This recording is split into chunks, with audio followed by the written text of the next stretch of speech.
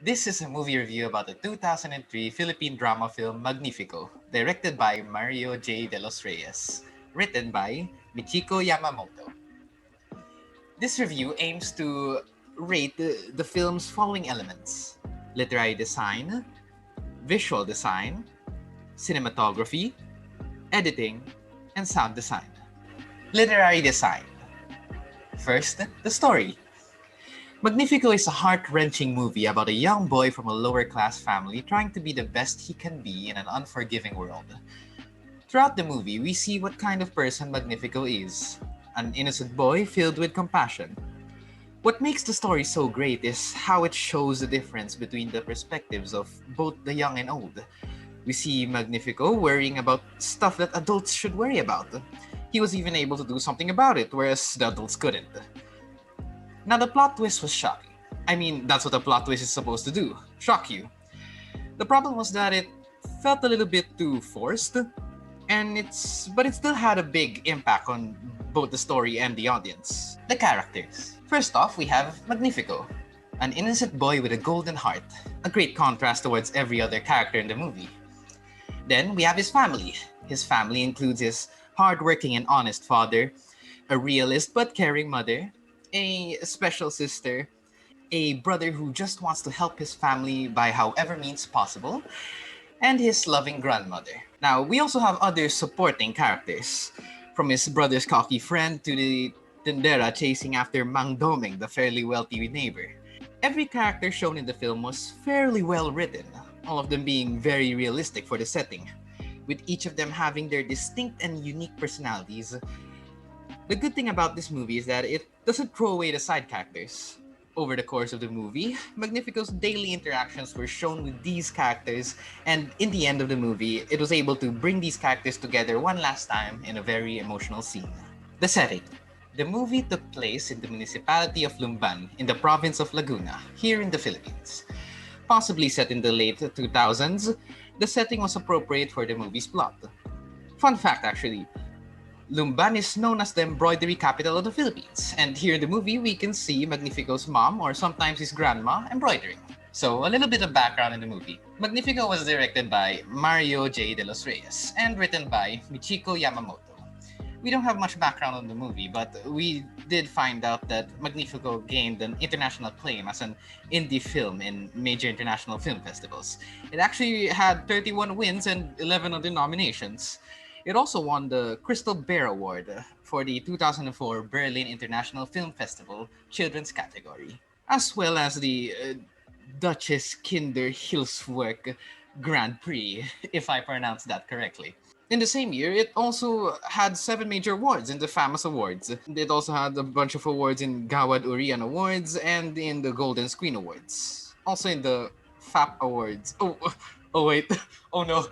FAP Awards. Very cool. Okay, let us begin, children. So, under visual design, we are highlighting four main aspects. This would be performance, lighting and color, set, and costumes.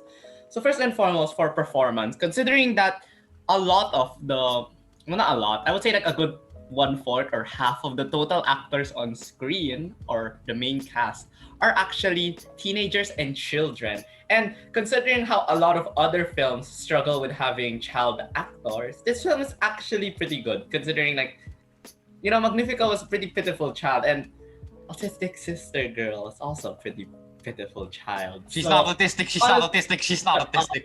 Shut up. Wait, no. Does not matter. That's not important. No, hey. She's autistic, MJ. Just say special. She's Vegetable sister. Okay. No! So, No. honestly,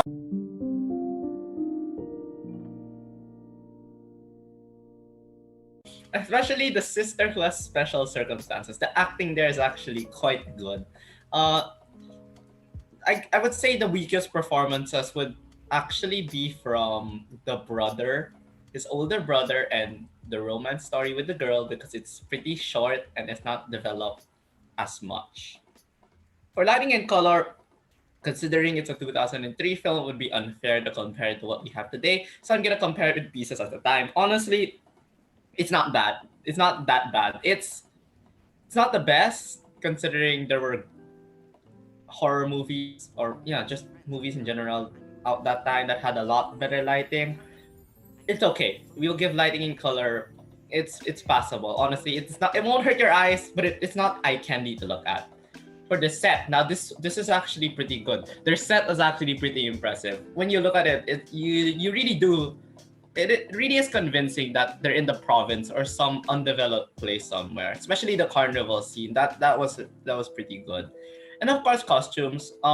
Considering that they're just wearing civilian attire, it's correct because that's civilian attire. I didn't see anything that should not have been there, and I saw things that would be present at the given time. So honestly, for visual design, it's pretty good. The movie's pretty strong at this point. Other than lighting and color, it's pretty strong. So now we will be talking about the sound design of the film. So from the good parts to the bad, I guess we should talk about a little bit of both. So not surprisingly, as a 2000s film, the sound design could use a lot of work, especially compared to what we had today. But even looking back at the time of the film itself, let's be honest, the sound design was not very good. At the start of the film, there are blaring noises that honestly turn off a majority of the viewers from wanting to watch it. Magnifico. But if anything, in films where, or rather in the parts of the films where the emotion was really high, the music matched it very well, especially towards the end where the movie really shines. The sounds placed by the editors fits the scenes very well. It perfectly accentuates what emotions you should be feeling at the time of watching. So overall, sound design, the music part in particular, was I wouldn't exactly call it passable, honestly. So the cinematography wasn't that bad, but it wasn't good either. It didn't really have any interesting shots or angles that enhanced the overall feeling of a scene in a movie. The story already did that by itself. I mean, the plot was really good. It's probably the reason why it garnered so many awards. The camera quality could have been better though. And not just because it's old. I mean, considering that the movie came out in the year 2003, there were plenty of other movies with way better camera quality, albeit movies that didn't come from the Philippines. Next, we're going to be discussing about editing. So under editing, we marked out three main aspects of the film. These would be sequencing, transition, and pacing. So first, we're going to be discussing about sequencing. Sequencing, how were the events of the film placed? Honestly, it's very normal. There isn't really any special, oh, the end of the film is in the beginning. That's basically it. I mean, there were some jumbling up of scenes at the end, but that was really well done in the sense where it did not confuse any viewers and it helped add to the story. But that was only in the end. The sequencing throughout the film is generally very normal. It follows a linear timeline. Okay, under transitions and pacing. Now, here's where it gets a little weird. Transitions in the film are sometimes non-existent. It will just cut into, from nighttime, it'll just suddenly cut into daytime. Honestly, that's okay. I don't really mind it. It doesn't really affect the film too much. It's a little cheap, but doesn't really destroy anything. Now, the problem is with the pacing.